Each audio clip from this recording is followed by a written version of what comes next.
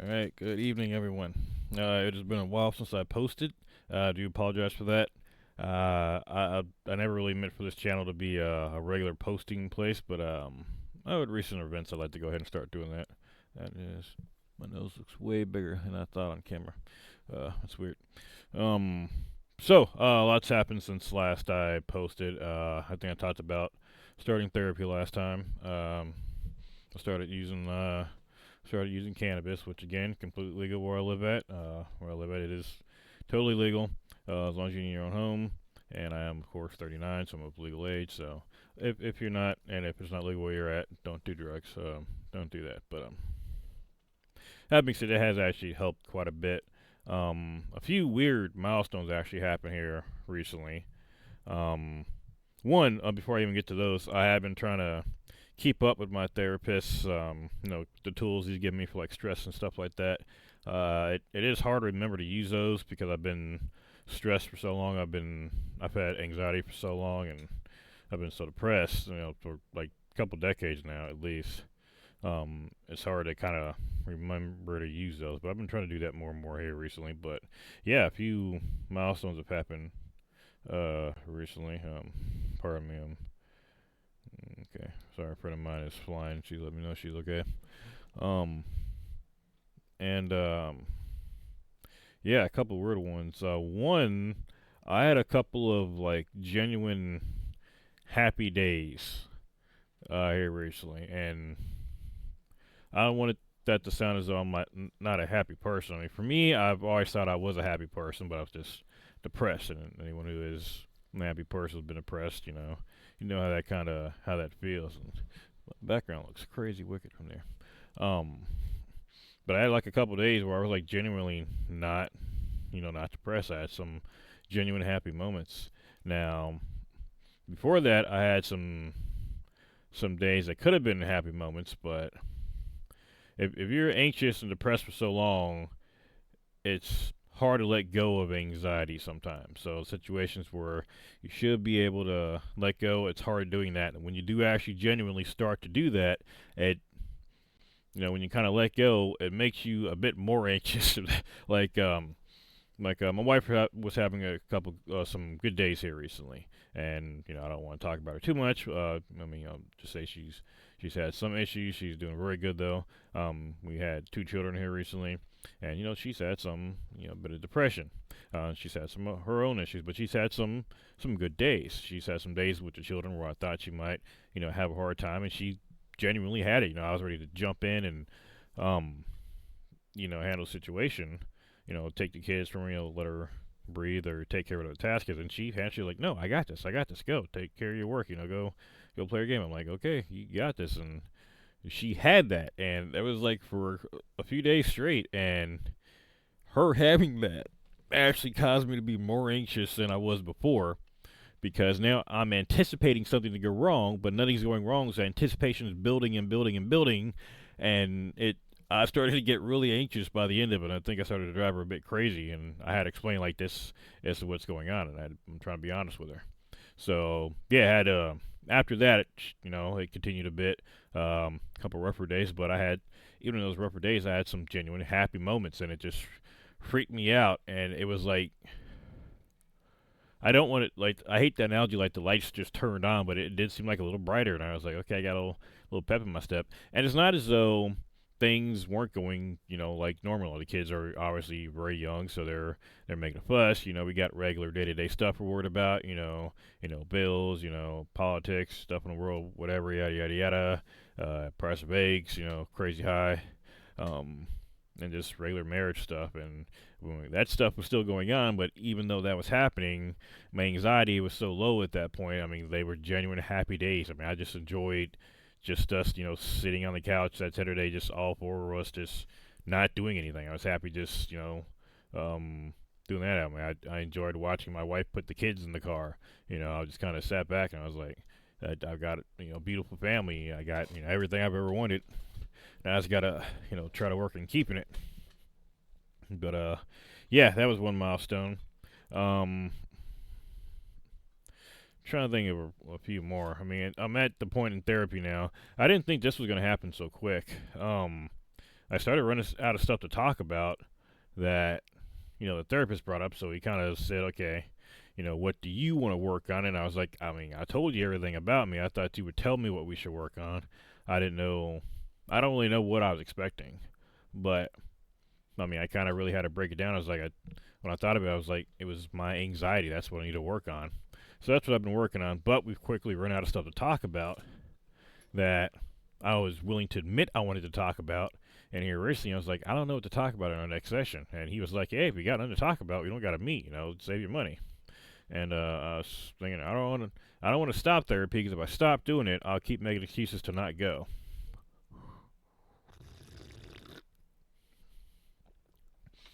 And then I realized, oh, this is a perfect opportunity for me to do a fantasy of mine. And again, this is weird, but like I said, I'd always fantasized about telling a therapist my life story, from the beginning, and get someone else's perspective on it. And I was like, this is this is what you've always wanted to do. So that's what I'm gonna hear. That's what we're gonna do here soon. I'm also gonna do that here on the channel as well. After I film this episode, I'm gonna make another one right after this, but I'm gonna upload it maybe like a day later. I just don't want to stack them too close together, but I mean, I might just put them out both at the same time. I don't know. I don't care about the schedule for this one.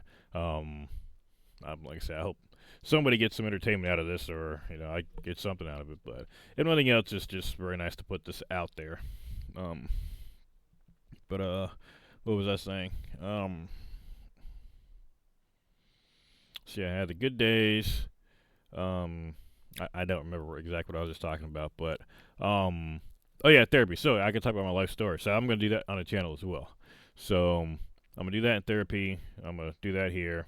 I thought about asking him if I could just film more sessions, but I might ask him if I can still do that. If I can, I'll upload those.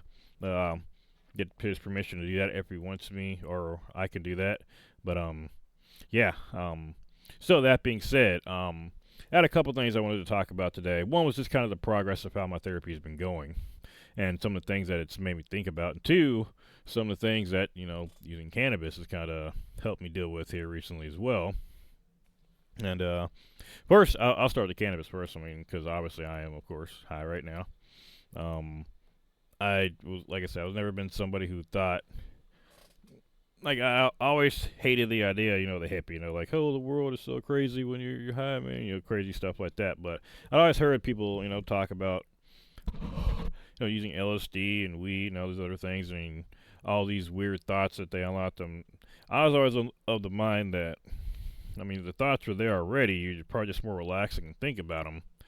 But it's not like you're really unlocking anything new. It's what's already there. And I still believe that, but I do believe that it does help you kind of relax. I think my theory is right. I think it helps you relax and just kind of let your mind wander and just free think. And you come up with some pretty interesting things. Some pretty interesting concepts. I mean, now obviously I forget some of them when I sober up or a couple of days later because I don't write them down. But and it has helped quite a bit, and it's helped me kind of think through a lot of scenarios that, maybe I wasn't necessarily honest about to myself. But I think it has been an overall positive experience for me. And again, if it wasn't legal, I would have never done it. I'm pretty staunch supporter in following drug laws and laws in general. I mean, I really didn't care what anybody else did, but I was just kind of like, I don't want to do it myself. I was never interested in it enough to care one way or another. I was just, keep it away from me. I don't do anything illegal. And I was legal. Oh, that is legal. I was like, fuck it. I've gone, I'm about midlife now. Fuck it. Let's do it. Everybody else has been doing this since high school. I think I've earned it at this point. So, yeah, I think it has actually helped. And you know what? Once you start doing it, it does kind of come. Obviously, if you don't smoke pot or do drugs or anything like that, and let's face it, weed is a drug, whether you want to say it is or not. But it is, just like caffeine and shit is. But obviously, from one side looking at the other, there's kind of a stigma to drug users, or even if it's just marijuana, there is a stigma. I mean, there is, whether you want to believe it or not. And I mean, you do kind of have a middle picture. I mean, intellectually that there's a lot of people that use cannabis of all shapes, sizes, backgrounds, whatever. But you kind of really understand it more once you start using it, and you kind of see the people who buy it, and you realize, I mean, it really is just anybody around you could be doing it. So, yeah, that's just one thing that just happened to notice when I started using it. But I have gotten more relaxed. Now, I was worried about something here, and this is gonna come up here in a little bit. But I was worried that I might start overusing. I've settled into a good routine. I won't say what it is, but yeah, I got a pretty good routine. Now, I have noticed that there are times where I still really struggle to get high. There was one week to where I'm telling you, no matter what I did, I could not get high. I think one day I had essentially take what was I think it's 100 milligrams, or I gotta double check, but it basically essentially like the equivalent of like four of my gummies or something like that, plus weed, and still I barely had a tingle even after that. Like, it's the most THC I've had in one day within like a 3 or 4 hour period, and nothing. Um, and other times I can have half a gummy and be on my ass. So I don't know what's up with my body chemistry, but I think years of just drinking coffee has done something ain't wired right up there. That and the trauma. But so yeah, that's been fun. And yeah, going through therapy, I have made some improvements, and I have been working a lot with on my marriage, and on my wife has too. But it's not I really talked to her about, but it's just more things I've noticed. Like, I've always grown up here, and hey, you should listen to me when I talk. Listen to my perspective. Now, that is something that it does. I'll admit, it's something that's hard to do, not necessarily because you don't want to, but because it's such an easy thing to put out of your mind because it's not you focused. But once you actually listen to what somebody's telling you, and I mean actually listen, I mean I do oftentimes try to listen, or I think I am, and it's not that I'm trying to forget, I just do forget things sometimes. Oftentimes we can have like a serious talk, and then right afterwards she can tell me the grocery list, and I forget what we talked about. It's not something that I am trying to do, but sometimes I can multitask and sometimes I can't. But it's just remembering like the little things she says. Like asking me to do like something that is not gonna bug me at all, that I could do to make her happy, and I'm like, okay, I'll say okay, and then I'll forget it, and I realize it's because I'm just doing things on muscle memory, and then when I kind of slow down and I kind of remember, I'm like, okay, she asked me to do something, and I remember this, I listened, I can do this, and it's not a big deal. And we did talk about it, and I mean that's something I got no problem doing, and then she does the same for me as well. But things like that, and then she has been doing, things on her part as well. Now, I will admit that the things she's doing on her part freak me out, and again, let me explain. Because I'm so used to having to do certain things, or I'm anticipating having to jump in when I don't need to. And again, it's that anticipation. The anticipation is probably worse than having to do the task myself. Like, I'm trying to think of what is, like, if she's got to give the kids a bath for some reason, like I'm running late, like I'm out in therapy or something's going on and she's got to do it, I worried. Normally I do this, I know you struggle with it. Are you going to be okay? And she's like, no, I'm okay, I got this.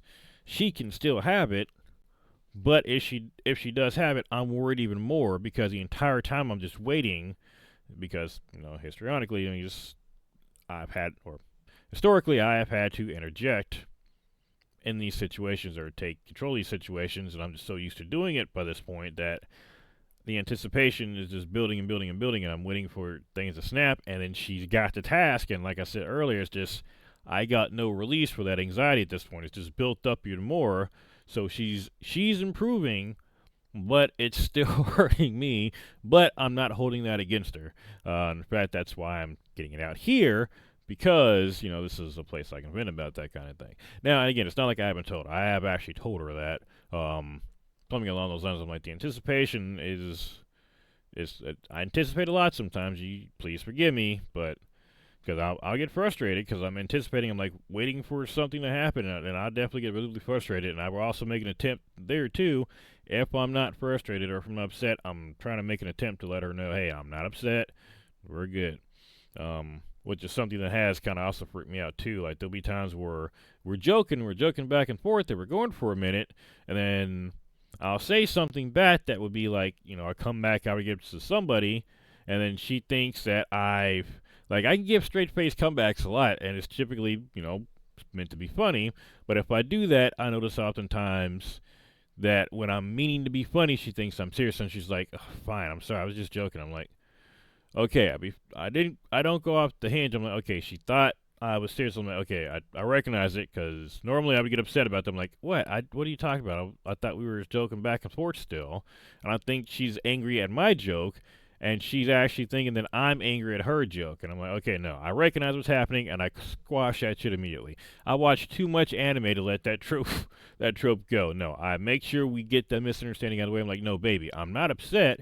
I thought we were still joking back and forth. And unfortunately, that situation has played out several times, and I wonder how bad I actually was before I started making it, saying, not jumping off the handle for things like that. And that's something I worry about. Like, am I, I got a recurring nightmare that, I'm going to take a sip first, because this one's heavy.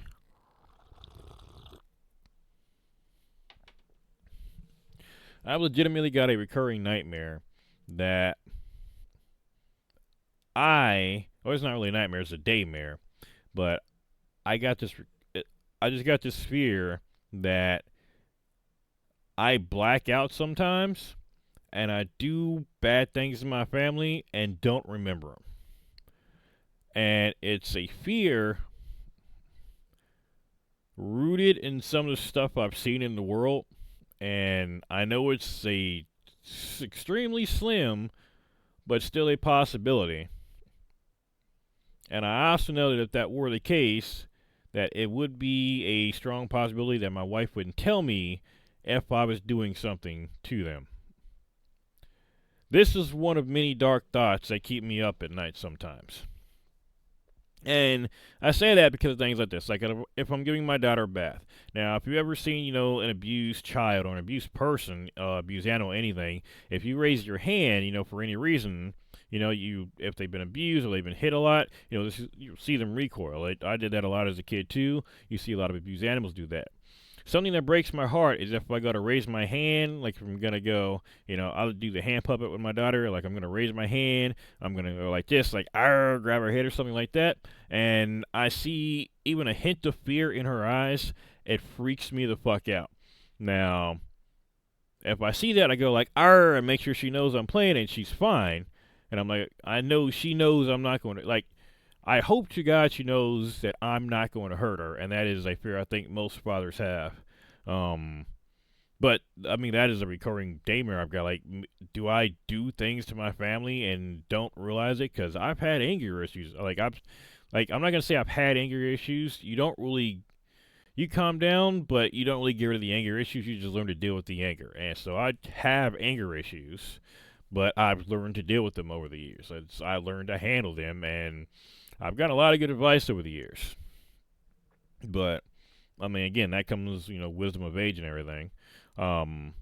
But, yeah, that's just a recurring daymare of mine, and it's one of many dark thoughts. I've had a lot of dark thoughts that a lot of parents have, and it's hell to go through it, and you hear your parents say stuff like that. Like, this is a part of parenthood that you probably want to remember if you're going to have kids, and that is just be ready if you're a good parent, you're going to have these, and you're going to have dark thoughts, and they are going to keep you up at night. You're never going to want to let your kids out of your sight. You want to, like, it's bad. But if I'm remembering everything that my mother taught me, those thoughts never really go away. You just learn to deal with them too. This is this is a bitch. I love my family though. I really do. And I just started thinking here recently more and more that I've got everything I'd wanted. I mean, I'm a father, dude, and I got lucky. I've got a boy and a girl. I've got perfect family in my eyes, and we've got issues and all that's a part of being a perfect family in my eyes. And I love it. I'm truly grateful, which is again one of the reasons why I'm trying to actively make sure both me and my wife are sticking to what we need to make the marriage work. So that has been it is tiring, but it's something that I'm investing in us. I mean, that's what it is.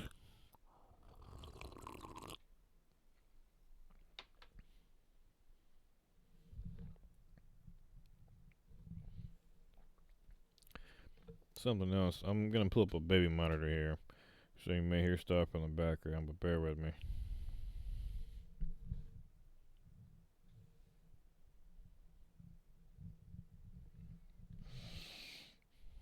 Now, something else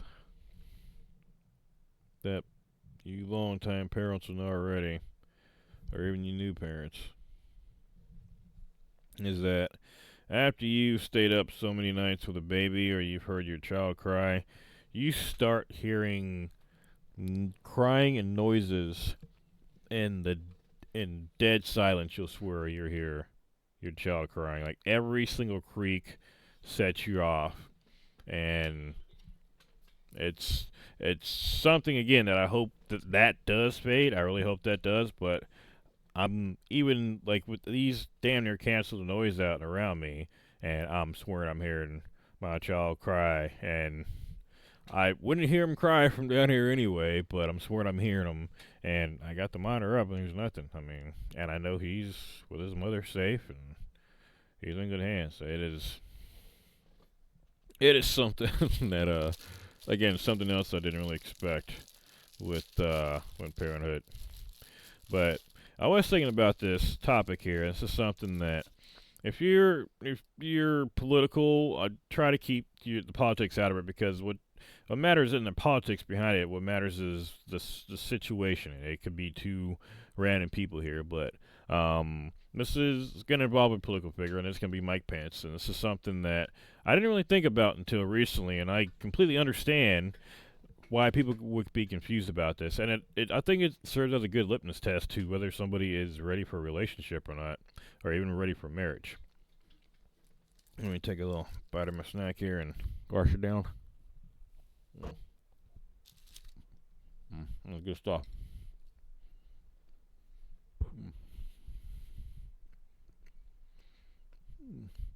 I should probably stream it and do this, but I don't know. I'm gonna start doing that. We'll see.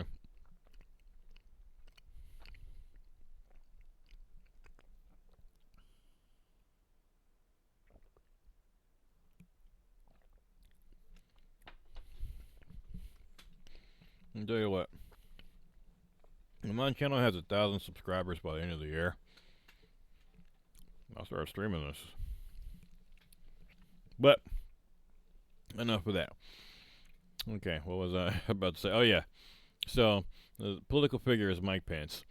For those who don't know, he was the vice president under Donald Trump in his first term, and he said something. And again, I'm like 99% sure that's right, but again, I am I.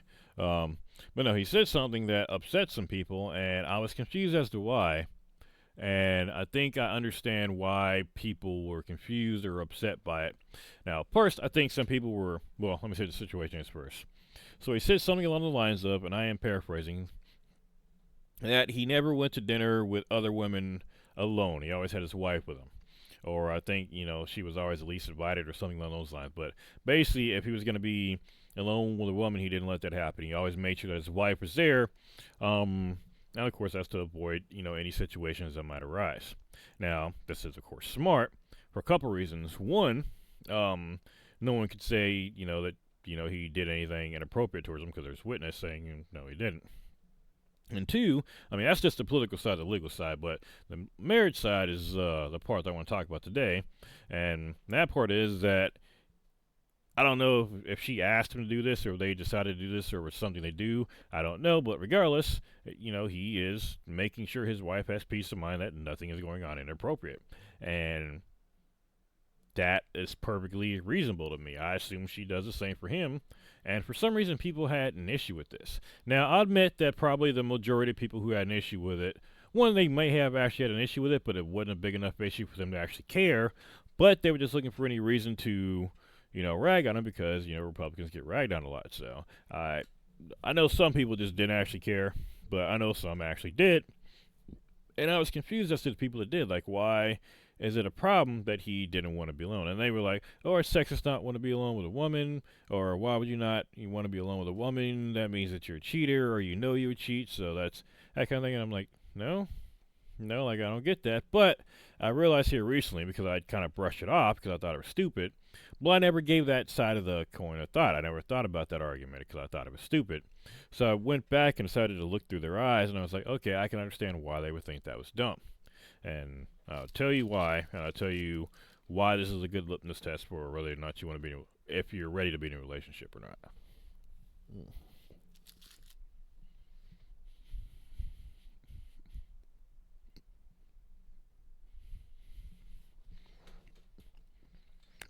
It's Friday. Right now I'm sitting here making this video. I know I should be able to be relaxed, and it's still hard.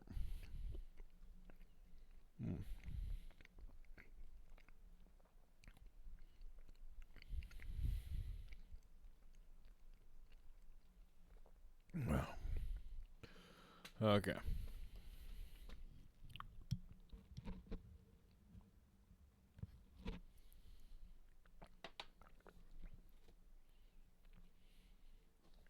Yeah. Okay, so the situation in front of us is a catch-22, and Mom says I'm home and found green eggs at hand of the book. Nice. So let me text my mama back. Okay, so the situation is a catch-22. Now, if you're someone who's ready for a relationship or is in a relationship and you're faithful, you're ready for one, you got the correct values to lead one, have one to the end, then you understand already why this is not a problem, why what Mike Pence says makes sense. And it makes sense in a way that will actually strengthen his relationship or people's relationship who do that by an amount that if you're on the other side, you can understand. So give me just 1 second. Nice. Love you. Night. Get some sleep. I love my mama. She's driving me nuts over the years. Still does, but I love my mama. So, the catch-22 is this. So, and we can take Mike Pence out of this at this point. At this point, that's just the example I gave. We'll just use generic people at this point. So, we got somebody in a loving relationship. Okay, let's say it's me and my wife, or whoever. Okay, if you're in a loving relationship, and if you are in one, then you know what I'm talking about. Then you kind of want to do things to make your significant other, feel at ease, feel comfortable.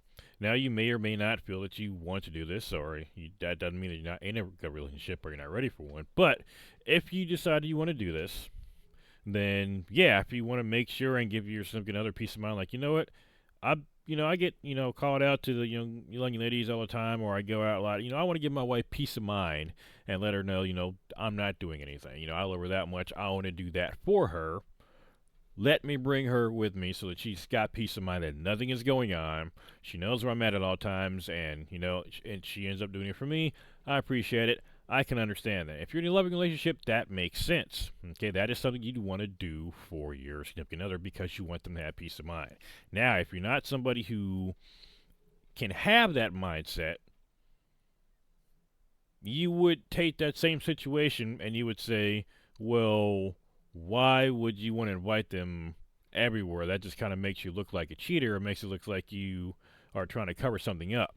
I mean, if you're insisting you go everywhere with me all the time, and those few times we're apart, it makes me wonder, you're trying too hard. What is it you're hiding, If you're insisting that you're having me come with you so that I've got peace of mind, that tells me that you would cheat and that you're trying to, create alibis or something. That's what people who don't understand that mindset are thinking, and that's what their argument is.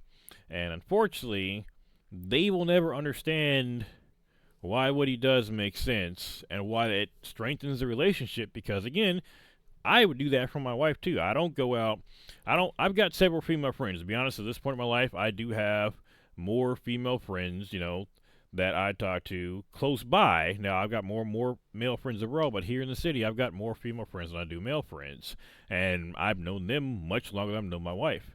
Um, but I do not hang out with them by myself. Or if I do, my wife is obviously free to come. If she doesn't want to go, then she was. I mean, she. It's automatic. If I'm going somewhere or somewhere, my wife is getting an invite, and if she's not, I'm bringing her with me. And if she can't go, I'm not going. Okay. Now, if she doesn't want to go, that's on her. Okay. But at the very least, she's got the invite, and for the most part, we go everywhere together, except for her job when she goes in. But yeah, for the most part, we do everything together, or people come to us because we've got kids. Um, and she does the same for me. No, people who can't have healthy relationships, or people who are still broken, or would probably cheat themselves. And typically, it's going to be other cheaters that think this. Yeah, they can't see that for what it is. They just think that, okay, you're trying to create alibis, or you're just trying to make it look like you're not going to cheat when you're really going to cheat. So otherwise, why would you bring this whole thing up? You can't think past your own happiness or your own comfort. I mean, I would. And I'm not even saying it's uncomfortable to bring your significant other everywhere, but you think about them more often. You think about their feelings, which might mean that you have to alter your plans, or invite them with you. And the thing is, I could see people thinking it's an inconvenience to bring your spouse places, but again, that means a mindset that you probably should not be in a relationship. But I mean, for me, it's not a hardship to bring my wife places, so it's not a test for me. But yeah, I mean, if people are like thinking it's weird that he would do that, or thinking it's weird to invite your spouse, wherever you're going, or make sure you're never with the opposite sex alone, or you don't ever put yourself in a position to potentially look like you've been compromised, or you compromise your relationship.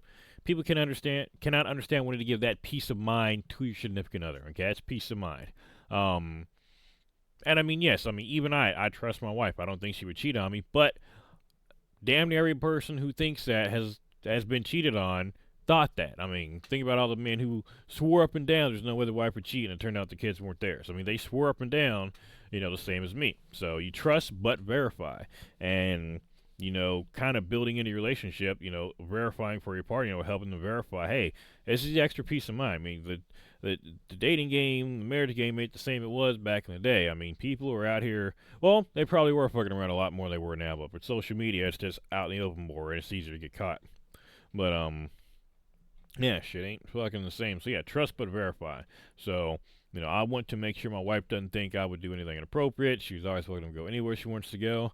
I'm going to a concert here in a little bit with, not today, but here soon with a female friend of mine. This is going to be the two of us going. The only reason she's going is because the friend I was going to take does not want to go. My wife did not want to go to this concert. She's not a fan of any of the bands. I'm a fan of the bands. And if you want to know, it's Papa Roach, Rise Against, and Under Oath. My wife does not care for the bands. When my friend had to drop out, we ended up. I forgot why we got the second ticket. I think I'm just gonna invite one friend, but regardless, the friend can't go. So I asked around a few of my friends. I put it up on Facebook who wants to go. I asked a couple of people of my friends, hey, you guys interested in these bands? They both said no initially, so I was like, okay, we'll see. And now we're, about a month from the concert, and I'm like, okay, put it back out again. Anybody want to go? I got no responses. I asked the same friends again. I'm like, hey, do you know anybody who might want to go to this? Because I've got an extra ticket. If not, we're going to sell it back. No big deal. And one of my female friends was like, I want to go. I'm like, didn't you say you didn't want to go? I was like, I know. And I think she just didn't want to admit she wanted to see the bands, which, if I'm inviting you to go, I like the bands. I'm not going to make fun of you for that. I'm going to make fun of you for a lot of other shit, but not for that. But yeah, even in that situation, I mean, my wife had first dibs on it. I wanted to go with her first. I was hoping she liked the bands enough to go, but she just doesn't want to go. So yeah, I mean, I understand that situation. I understand why people could be upset about that, but I think that is a good litmus test to see if you're ready for a relationship or not. I'm not saying it's the only test you should have, but I am saying it is a good one. I mean, if you can't understand wanting to give your partner peace of mind without being asked, Now, again, I'm not saying that Mike Pence and his wife didn't set this up. I didn't say it wasn't one of their ideas, but um, to me, I mean, that seems like something you do without being asked.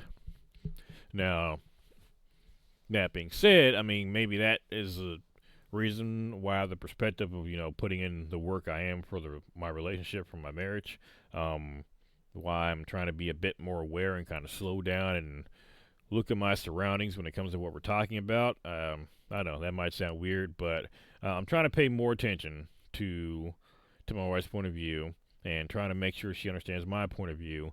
And if there's a miscommunication, making sure that we get that resolved immediately so that doesn't compound any issues. So, really, that's all I really had to talk about for this one.